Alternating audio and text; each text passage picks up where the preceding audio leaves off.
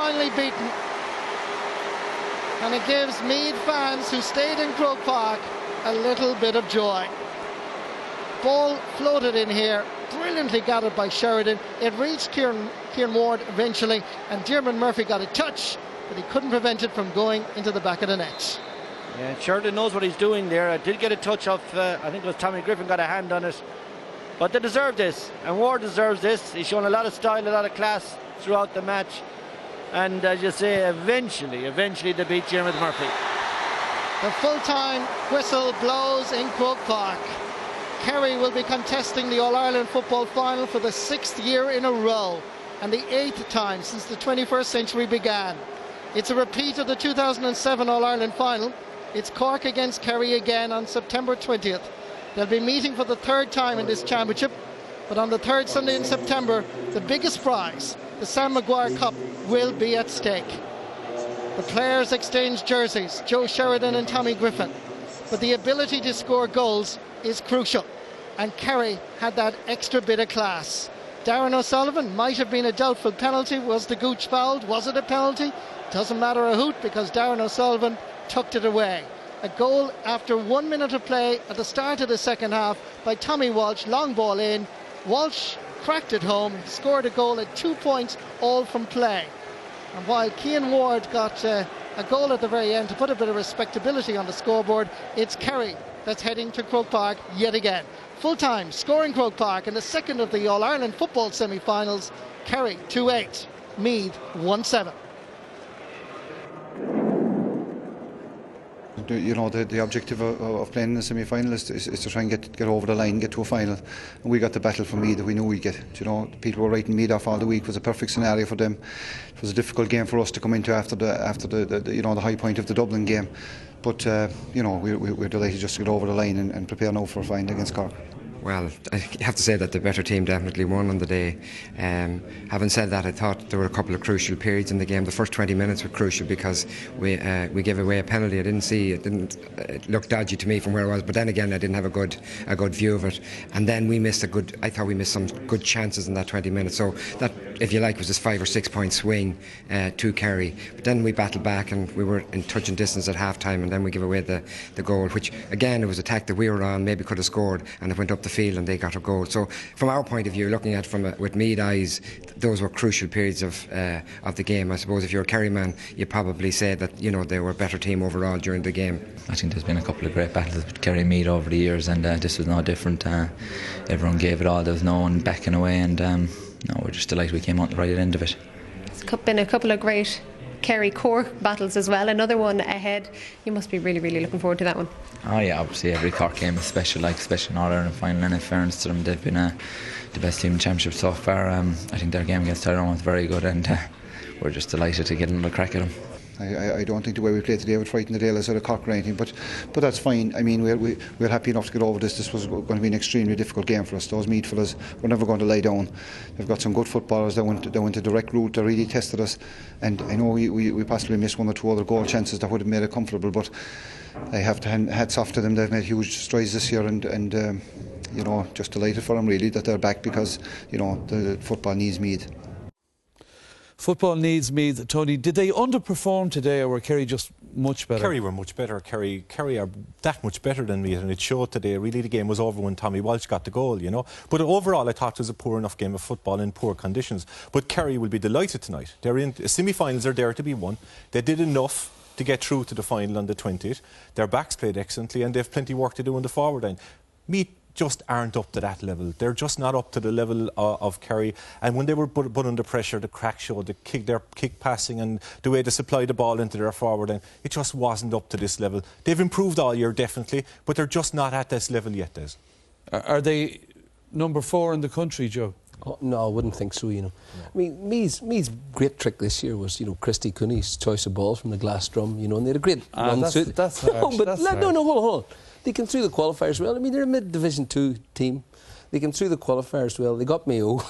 I mean, in fairness, it's, you know, it's not a mountain to climb in Croke Park, and it hasn't been for a decade. And, you know, today there was a big gulf in class days, and, you know, Kerry were Kerry aren't interested in a game like this today, a team with their pedigree, and it was very obvious there, their body language, it was a chore for them. They defended very professionally. You can see that Jack O'Connor's planning not for this but for an All-Ireland final, and it was a bit like Longford and Antrim again, it was just a chore for them, but there was never any sense that Meath could compete against them. There was an air of inevitability when they got the goals. It was like bursting a balloon. They competed for the first half, but when the goal went in, the game was over. Yeah, but then again, Meath people will say if the penalty hadn't been given, there's only a point in it. Now, except that doesn't decide a match, but we did get a lot of emails about that, Tommy. Yeah, it does. I mean, the penalty incident was obviously very early in the game, and you know, you're always hoping that what we needed today was Meath to get this penalty and get a start on Kerry, and that's what the game needed. But you know, like it's definitely a penalty from where I see it. I mean, he did catch his hand, he did tug him. Yeah, Colin Cooper went down like a fairly kind of, you know. The only thing is, Tom, when you're coming across a player though, when you're running across a player, and in fairness, the Meath man took a swipe at him. And the pitch is very slippery, Joe, as well. And exactly, the pitch is slippery. But definitely penalty, there's no question. All agreed. Absolutely penalty. Definitely a foul. I wouldn't go as far as to say it was a dive. It definitely wasn't a clear-cut dive, and you wouldn't want to sort of accuse him. And to be honest, I was at the game live, Des, looking from the whole stand at that. Penalty, I absolutely thought it was a stonewall penalty. So it's only when you come back, you're looking at that. He was very lucky that it didn't, because I mean, he just fell on his arse. He got it. And luckily enough, your man's 6'7", you see, so he couldn't get down to his toe. You know, and he's growing every minute. He was. I'll talk about Kerry first. I suppose Diarmuid Murphy in goal has been fantastic. Paul Galvin has been outstanding. Right.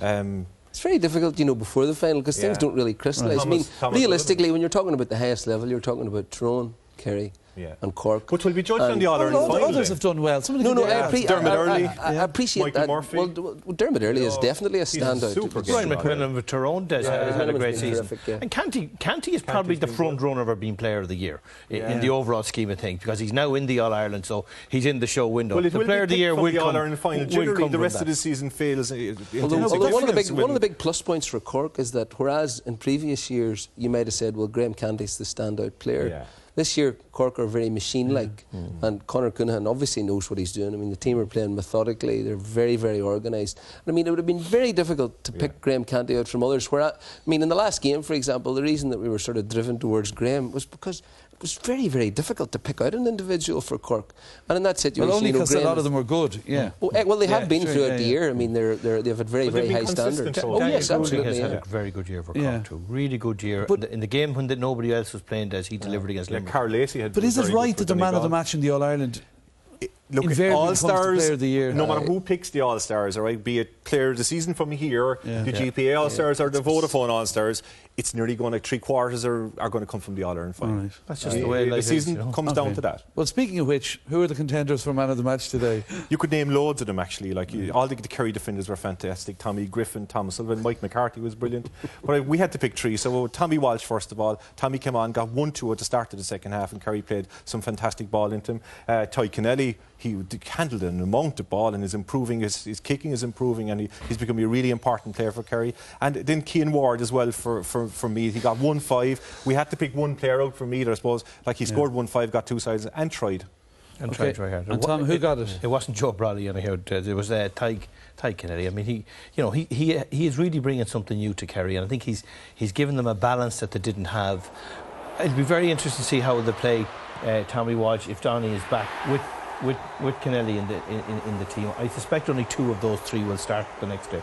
So Kennelly's a certainty. Kennelly's a certainty. At centre half forward, I mean, you saw the way Graham Canty just blew away the 2 McGuigan boys. You know, obviously Kavanagh would have made a big difference there, but Kennelly has got the engine and the power, and you could clearly see today, Des, you know, from where we were, trying not to exaggerate this, but you know that he's been playing professional sport for a long time. I mean, he never stopped. He never stopped. And I mean, I appreciate Cormac McGuinness was a bit out of his depth on him, and Meath in general were struggling, but nonetheless, Kennelly did look very good in the context of the fact that it was against Meath and not against Graham Canty and Cork, you know. OK, well, let's hear then from man of the match, Ty Kennelly.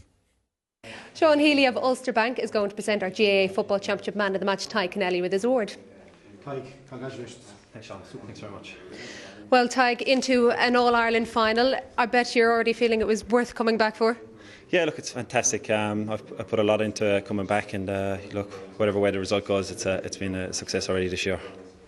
How pleased are the lads in the dressing room with that performance today, though? Yeah, look, great. Look, we obviously knew it wasn't a reality, the game against Dublin. You know, I think we hit them with everything in the first 15 minutes of that game, and we blew them out of the water. And today, you know, with the weather conditions as well being wet and Meath, a physical team, we knew it was going to be tough and hard, and we knew they wouldn't die down, and they didn't, and they came right at us right at the end. And look, we're just happy to get into the final. If the Dublin performance wasn't the reality, have we actually seen the reality of what Kerry are this year yet? Yeah, well, let's hope we save it for the final. Who knows?